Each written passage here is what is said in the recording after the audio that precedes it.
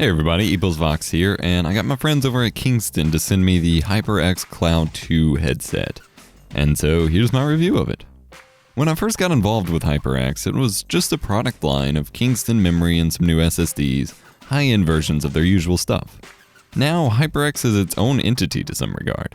Still a part of Kingston, but they have some impressive offerings. The HyperX team over at Kingston has been doing a lot of work over the past couple of years to establish HyperX as a full gaming brand, both in terms of product design and brand loyalty. While I've not specifically asked, based on what I've seen of the products, I can tell that their primary focus, besides top-notch products, is on the customer experience, and it shows. My review for the HyperX Cloud II isn't going to focus exclusively on the headset itself. Yes, it's an extremely comfortable and high-quality headset. It sounds great, and it now even has a USB sound card with it, with some above-average 7.1 virtual surround sound, sure. But purchasing the headset also gives you a look into the experience you should expect from HyperX products. So let's start with the box. I've unboxed a lot of gaming headsets in my day, and they all involve about the same experience. Open box, pull out plastic shell that headset is strapped to, and take off the headset. And wait, what is this? Soft foam protecting every part of the headset? Freaking tissue paper on top of the case? Yeah, the packaging for this headset is phenomenal.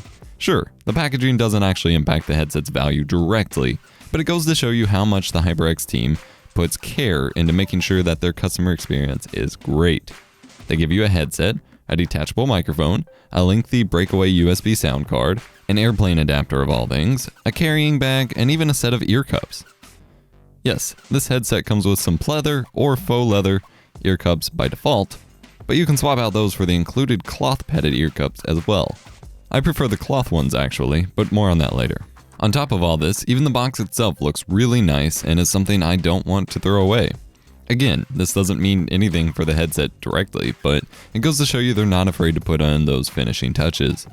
So enough about the extra stuff. What about the headset? Well, it's pretty freaking awesome. The color scheme is pretty subtle, other than the pink one, but it looks really nice. You can get solid gunmetal, black and red, or pink. Even the pink looks nice. I could go for one myself. The Cloud II has some of the sturdiest build quality out of any headset or pair of headphones I've ever seen.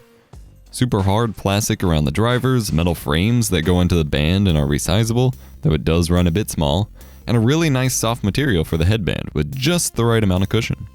I've said many times that I can't stand solid band headsets and would take suspension style ones over band style any day, despite how funny the suspension style headsets look.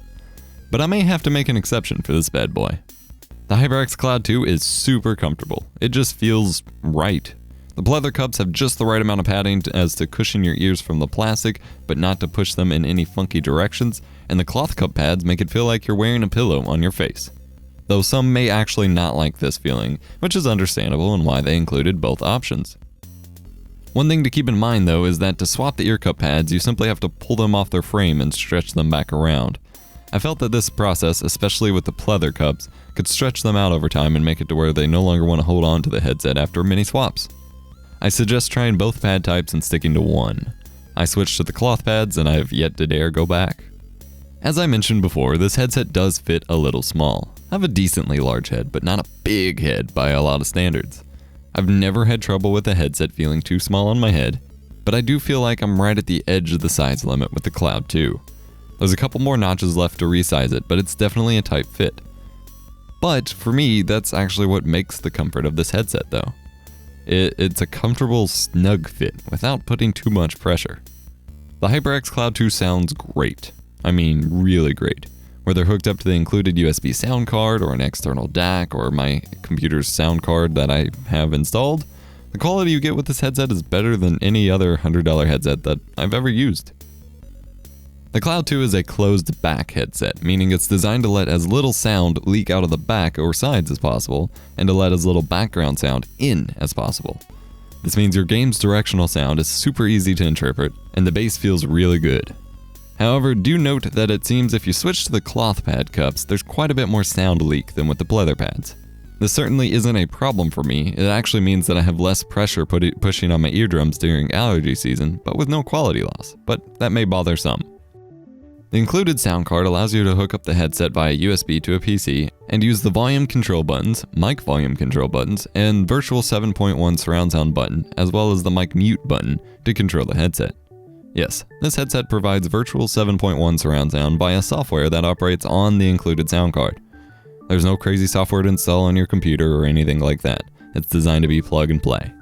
As with all virtual surround solutions, I'd recommend sticking with pure stereo and setting your in-game option to headphones or stereo for the best possible directional audio experience. But I do have to say that this headset offers some of the best virtual surround that I've actually ever used, even above the native virtual surround on my Creative Sound Blaster Z sound card and the SteelSeries H wireless headset. Press the 7.1 button in-game and you can immediately feel your sound environment just expand. Just make sure you turn it off before doing anything that isn't a game. However, it is still virtual surround and it's still not true directional audio. My main test for testing virtual surround setups is to use it while listening to some binaural audio sources or videos, such as ASMR videos. With ASMR videos, you can initially feel the sound moving to the right directions, but suddenly stuff that, in stereo, would be as far left as possible, starts to wrap around to the right side. It was a kind of weird experience. Overall, the HyperX Cloud II is a fantastic headset. It's generally comfortable, sounds great, and comes with some really great options for managing your audio. My only disappointment was actually just in having read online somewhere that it was compatible with the PS4, and I got really excited to try it. Only to find out that while the headset was detected as a USB headset, the volume control buttons don't work, and you have no options for separating chat and game audio. So you could technically make it work, but you'd have no way of controlling anything. I can't recommend the HyperX Cloud II enough, as long as you're okay with a solid band headset. For this price, you really can't beat it. It sounds great, it's comfortable, I love it. So thank you so much for watching my review of the Kingston HyperX Cloud II gaming headset, the headset that's as much worth it for the packaging as the headset itself. If you have any questions, leave them in the comment section down below. Leave a like if you liked the video, leave a dislike if you disliked it, and be sure to subscribe for more, and I will catch you in a future video.